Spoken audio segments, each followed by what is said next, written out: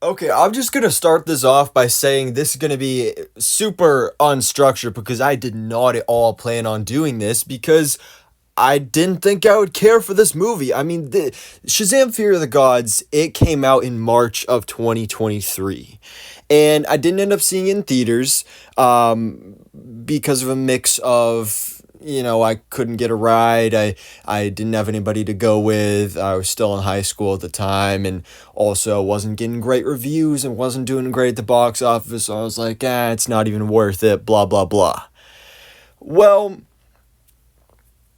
now, as we approach the end of 2023, literally days from now, 2023 will be over. I finally decided to watch it. And very interestingly, so I got it on Blu ray for Christmas.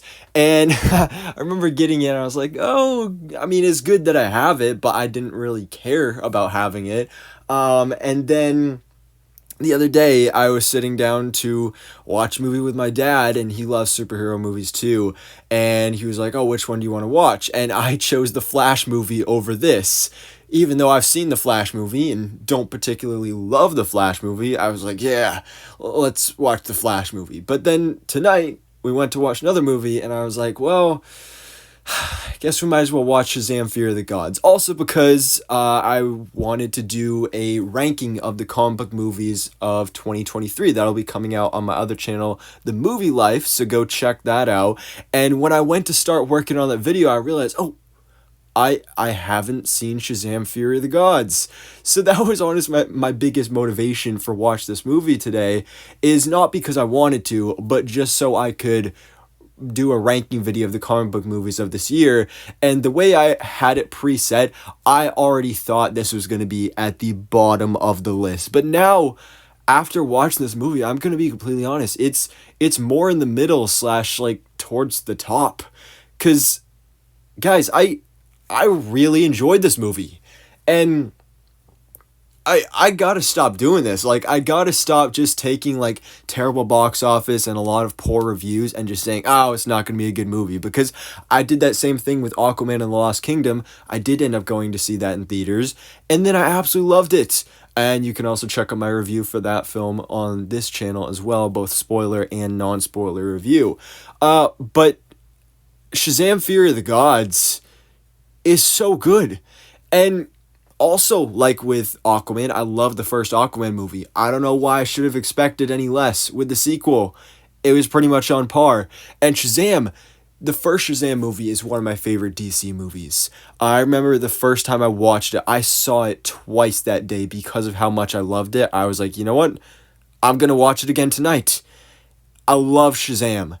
And I love this sequel. I don't know why I so expected not to like it. I mean, to be fair, the marketing campaign for this was not the greatest. I didn't have really any hype for it because one of the things I liked about the first movie, it was bright and it was colorful and there was a lot of cool stuff going on there. And here, mainly when it came to the villains, was my detraction because I was like, I mean, not only are they not characters from the comics, but these villains, they're like Greek goddesses, and I'm not really huge into Greek gods and mythology and all that stuff, so I really didn't care about that. Even the Wonder Woman cameo being spoiled in trailers, that didn't really get me hyped up anymore either. But I really enjoyed it.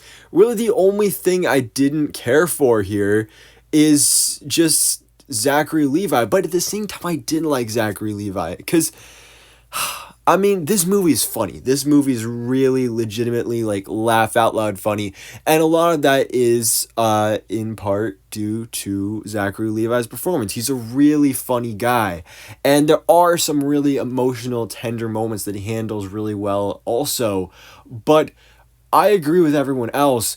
He and Asher Angel's character do not seem like the same person, and that's a problem.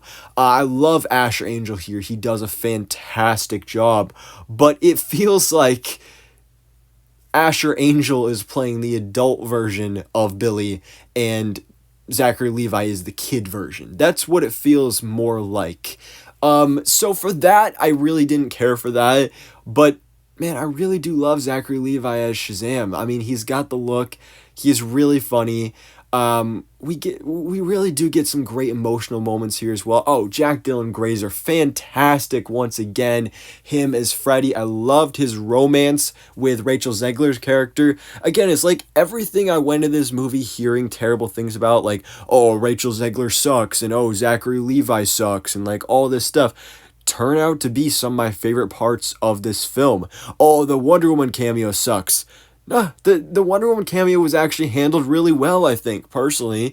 Let's see. Oh, we also got a great cameo from Michael Gray, the original Billy Batson, from that series back in the day. That was awesome. Again, I knew about it. I'd seen pictures and everything, but actually seeing it, it was really cool. I enjoyed that. David F. Sandberg, the director of the film, had a cameo as well. Um, let's see. I love the family element here. I love seeing the Shazamily on full display. They're so much fun. Oh, I also loved how their lair was transformed. They kind of decorated and everything. The villains, I will admit, they weren't fantastic. I really enjoyed, again, Rachel Zegler's character. I did enjoy Helen Mirren's Hespera. Lucy Liu's character, who obviously at this point ended up being really the main villain. She was definitely the one I cared the least for, which I mean is good because she was the most evil, but at the same time her performance did feel kind of static. Like it didn't feel like much was going on there, but man, the action scenes in here, particularly that final act, all the action in here was great, but particularly that final battle, Shazam versus that dragon, just beautifully shot, really great to see. I love the action, the lighting and everything was fantastic, and also it was a really tense emotional fight as well. The CGI in here was pretty much perfect for the most part. The suits look great. I really loved it. I mean, the post credit scenes. I think we're fine with doing spoilers at this point. Again, the movie came out in March. Post credit scenes were kind of meh. Both of which again had been spoiled for me. So I wasn't surprised. But I think Shazam joining the Justice Society makes zero sense, and Amanda Waller being in charge of the Justice Society makes no sense at all either. But that's more, the fault of the Black Adam movie. But Shazam actually joining a team would have been awesome. But of course, James Gunn is rebooting, and Zachary Levi just made some not so great comments about James Gunn casting his own brother in the DC universe. So I don't expect Zachary Levi to be back. But man, I really would love to see more of Shazam. Particularly this Shazam, and this franchise is fantastic. To see Shazam on the Justice League would be so cool.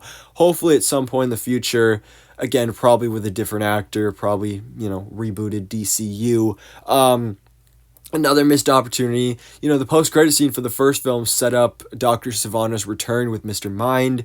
There's an end credit scene here which teases that is still going to be a thing, but obviously we know that movie's never going to happen. But I think that would be really cool. I would love to see Mr. Mind done actually as a full movie villain and not just the background character. But man, guys, I really enjoyed this. This was a huge surprise to me.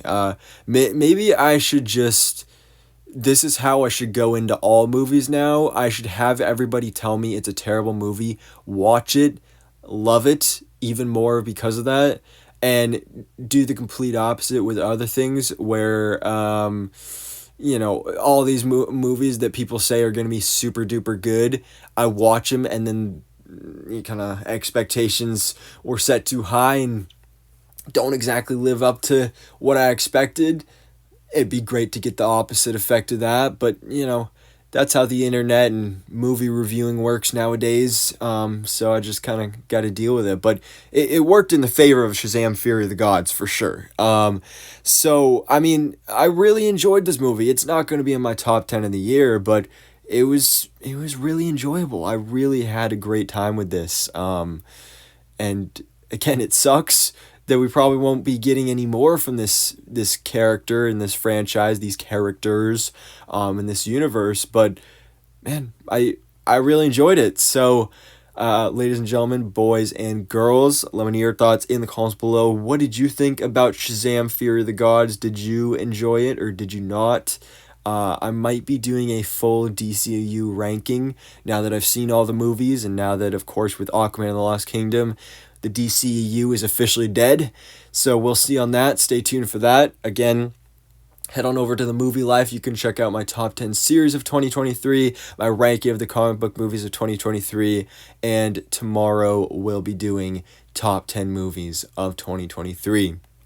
So, thanks for watching. Please drop a like if you enjoyed this video, and hit the subscribe button so I keep up to date on everything goes on in the DC life.